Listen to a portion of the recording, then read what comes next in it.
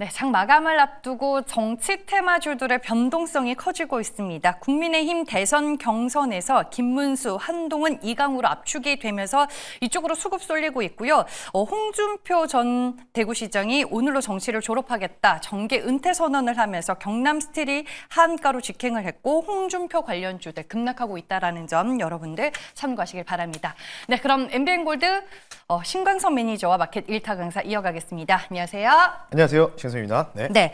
LIG 넥스원 리뷰로 시작을 하겠습니다. 네. 오늘 프리마켓 시장 반영해서 장 초반에 신고가를 찍었더라고요. 네, 결국은 이제 포함해서 신고가가 좀 나왔는데, 물론 이제 장 중에, 오늘 장 중에는 아직은 조금은 한 1.5% 정도 모자른 가격이라고 보고 있는데, 뭐 어쨌든 이제 프리마켓에서, 사실 프리마켓이라는 시장, 네스트레이드 시장이 열리고 나서 차트가 사실 좀 왜곡 현상이 많이 발생을 하고 있잖아요. 아니, 너무 복잡하고 네, 맞아요. 불편해요. 그거 한번 얘기 한번 해보시죠, 위에다가. 네. 집중적으로 얘기하시는 게 좋을 것 같은데, 어쨌든 뭐 지금 그런 상황에서도 LNX1 오늘 전반적으로 뭐 어제 하나그룹주, 또 하나오션, 또 산업은행, 블록딜 소식이 좀 나오면서 전반적으로 이제 방산주라든지 조선주들이 좀 약세를 좀 보이고 있는데, 에너지넥스원은 약간 이거와 좀 상이한 이제 종목이죠. 이와 비슷한 독일 회사가 있죠. 독일 방산주 라인메탄 회사 아실 겁니다. 그 회사가 이제 영업이익 엄청나게 잘 나왔죠. 거의 뭐 50% 가까이 좀 나왔다고 보면 될 것 같은데, 그것 때문에 이제 이런 식으로 좀 버티고 있다는 점. 어쨌든 에너지 넥스원은 신고가 계속해서 이제 달성할 가능성이 저는 충분히 있다라고 좀 판단하고 있고요. 지금부터 중요할 것 같아요. 그러니까 이제부터 익절 라인을 좀 제시해드리면, 저는 좀 이렇게 생각하거든요. 뭐 여기까지 하락이 나올지 안 나올지 모르겠으나 29만 원 선 있죠. 29만 원 선. 29만 원 선이 좀 매물대가 좀 두텁습니다. 여기를 뚫어줬기 때문에 여기에 최근에 이제 탑승한, 특히 이제 금융투자에 이런 뭔가 매수세가 좀 있기 때문에 29만 원 선이 깨지지만 않는다면은, 종가상 깨지지만 않는다면은 계속해서 신고가 갱신할 때까지 보유하는 관점. 만약 29만 원까지 오면은 여기서 어떻게 해야 된다? 네, 바이 더 딥 해야 된다. 이렇게 좀 말씀드릴 테니까요. 그 부분을 좀 참고하시면 좋을 것 같습니다. 네. 네, 알겠습니다. 그럼 이제 시장 얘기 본론으로 들어가 보겠습니다. 오늘도 기관은 코스피 시장 안에서 아주 그냥 지수를 든든하게 뒷받침하고 있고, 네. 외국인들이 코스닥에서 매수세를 보이면서 좀 시장을 견인하는 모습입니다. 시장 분위기 어떻게 보고 계세요? 외국인들이 코스닥을 들어오는 거는 사실 저는 뭐 그냥 또 단타 치고 나가나 보다 이렇게 생각이 들고 있고요. 네. 코스피까지 양시장을 좀 포함해서 매수가 좀 잡혀야 된다고 저는 생각을 하고 있기 때문에, 지난번에도 한 1,000억 가까이 들어왔다가 다음날 바로 홀라당 다 팔고 나갔거든요. 그래서 외국인들 같은 경우에는 지금 일단은 뭐 분위기를 좀 보게 된다면 2,600을 돌파할 수 있을지. 근데 이거를 돌파하려면 선진국 지금 편입 관련된 부분들 소식도 있잖아요. 관찰 대상국에 포함돼야 된다. 뭐 이런 부분이 있는데, 그게 이제 어느 정도 소식이 나와야지만 외국계들이 들어오지 않을까. 그 소식이 나오기 전까지는 외국인들이 들어올 가능성은 좀 없다. 그래서 기관과 금융투자가 매수한다고 해서 2,600을 돌파할지는 저는 굉장히 좀 미지수다라고 좀 보고 있고요. 어쨌든 지금 상황을 좀 놓고 보게 된다면, 계속해서 이제 관세에 대한 얘기들이 사실적으로 보게 된다면 슬슬 사람들 마음속에서, 투자자 마음속에서 이제 잊혀지고 있습니다. 잊혀지고 있다는 뜻은 무슨 뜻이냐? 그냥 그러려니 한다는 겁니다, 이제. 그러니까 쉽게 얘기해서 약간 뺐다 꼼불리하다, 약간 이렇게 좀 표현하고 싶은데, 자, 화면 보면서 말씀드릴게요. 일단 추적을 좀 해봐야 되겠죠. 일단은 오늘 이제 어제 밤에 나온 건데요. 어제 밤에 이제 박성택 산업통상부 자원부 제1차관이 이렇게 얘기했습니다. 차기 정부가 출범하기 전까지 미국과의 합의를 이루어질 가능성은 없다. 라고 나와 있죠. 그러니까 기초적인 틀만 마련할 것이다 라고 했고, 이 부분들을 지난번에 이제 최상무 경제부총리라든지 안덕호 산업부 장관이 미국에 건너가셔가지고 2대2 그 회담을 했잖아요. 무역 관련된 회담을 했는데, 여기에서는 뭐 특별하게 뭔가 나온 건 없지만 어쨌든 이거를 이제 6월 이후에 대선 6월 3일 이후에 합의할 수 있도록 기초적인 틀만 좀 마련했다라고 좀 보고 있고요. 현재 상황은 이제 미국이 관세를 부과하기 시점까지 대략적으로 2달, 한 반 정도가 남은 시점이다. 이렇게 좀 보고 있고, 가장 핵심적인 거는 오늘 사실 조선주들이 좀 많이 빠지고 있잖아요. 하나그룹주에 대한 블록딜 때문에. 근데 지금 계속해서 나오고 있지만, 대놓고 이제 이 산업 1차관분이 얘기하셨죠. 미국은 여전히 조선 쪽에 큰 관심을 계속해서 보이고 있다는 점. 그런 부분이 있기 때문에 아마 이제 조선주 좀 들고 계신 분들, 뭐 최근에 이제 하나오션이 오늘 좀 얻어맞으면서 좀 밀리고 있으나, 어쨌든 다시 또 6월 대선 이후에는 다시 또 재차 올라갈 가능성은 충분히 있다. 이걸 가지고 이제 딜을 할 가능성이 높다는 부분들 좀 참고하시면 좋을 것 같고요. 다음 부분에서 말씀드리겠습니다. 어쨌든 합의는 없다. 뭐 이렇게 얘기했지만 뭐 근데 이거는 다 우리가 상식적인 선에서 알 수 있는 부분이잖아요. 당연히 정권이 바뀔 수도 있다는 그런 부분 때문에. 그래서 이제 어쨌든 지금 이제 미국의 현지 이 재무장관의 발언을 좀 보게 된다면 굉장히 지금 높은 관세 계속해서 얘기를 하고 있어요. 그러니까 쉽게 해서 시장을 뭔가 즐겁게 할 수 있는 립 서비스를 하고 있다는 거겠죠. 높은 관세 부과를 좀 지속적으로 불가능하다라고 계속해서 어제도 마찬가지로 언급했고요. 그리고 오늘 아침에 나온 건데 월스트리트저널에서 트럼프 대통령이 또 주변 지인한테 인터뷰한 결과가 나왔는데 자동차 관세 완화를 검토 중이다. 이렇게 좀 얘기하고 있습니다. 근데 제가 계속해서 말씀드리지만은 지금 미중 무역 계속해서 이제 어찌 보면 이제 좀 지겨워지고 있거든요.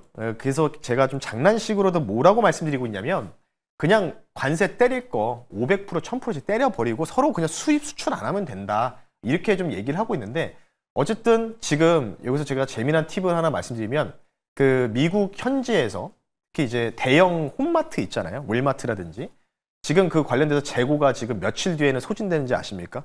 대략 이제 10일 남았습니다. 10일 뒤에는 생필품부터 중국으로부터 수입하는 생필품 관련된 부분들이겠죠. 필수 소비재들이 10일 이후부터는 이제 재고가 없다고 합니다. 그래서 최근에 터미널 쪽에서 그런 이제 해물 그 해양 물류 터미널 쪽에서 더 이상 물건이 들어오지 않다. 그래서 10일 뒤에는 이 좀 대형 마트, 미국 대형 마트도 물건이 없다고 합니다. 그래서 지금 뭐 하고 있죠? 지금 계속 뭔가 사재기를 하고 있고 이런 부분이 있기 때문에 트럼프가 아마도 트럼프 행정부가 이런 재고 사태로 인해서 또 지지율이 또 하락할 가능성이 있기 때문에 아마 10일 안으로는 뭔가 특단의 관세 관련된 뭔가 완화적인 제스처가 저는 좀 나오지 않을까 이렇게 좀 조심스럽게 생각하고 있다는 점을 여러분들이 참고하시면 좋을 것 같습니다. 네. 말씀해 주셨다시피 이번 관세 정쟁으로 가장 큰 피해는 이제 미국인들이 아닐까라는 평가를 받고 있고 관세 정책이 지속적으로 완화되고 있는 분위기이기는 합니다.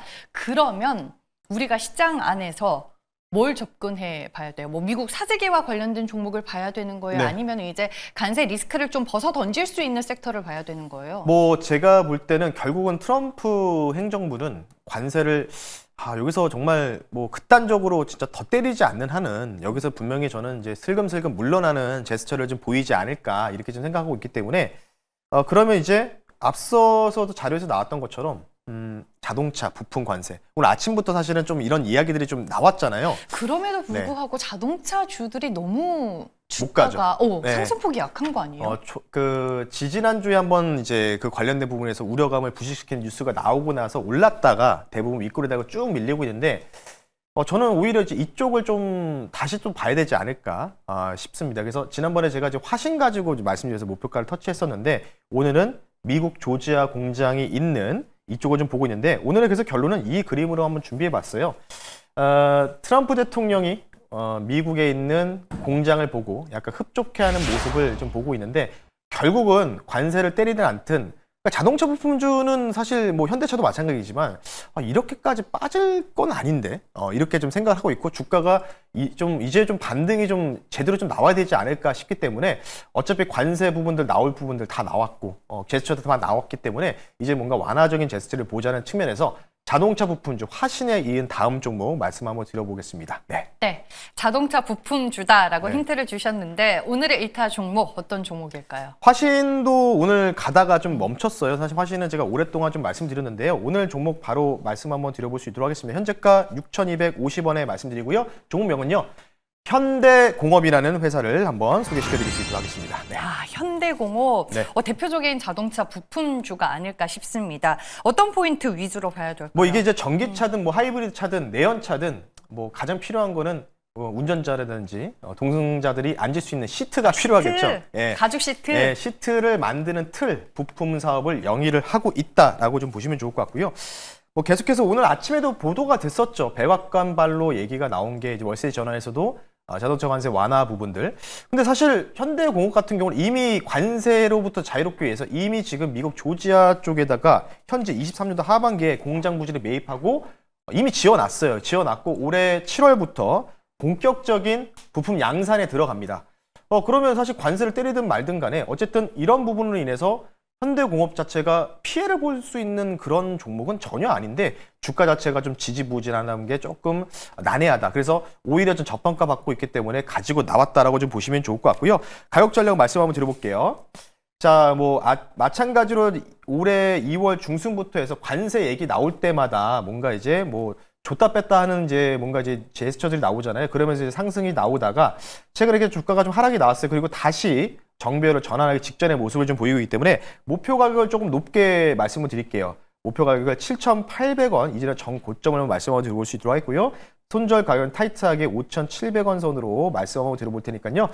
아래쪽으로는 손절가가 조금 가깝죠. 위쪽으로는 좀 크게 열려 있다는 점. 그래서 아마도 10일 안에 현대공업 이런 자동차 부품주들 관련돼서 관세 완화 관련된 부분 나온다면 다시 좀 재차 또 급등 나올 수 있다는 가능성이 있기 때문에요. 참고하시면 좋을 것 같습니다. 네, 알겠습니다. 현대공업에 대한 투자 포인트와 함께 가격 전략 저희가 확인을 해봤습니다.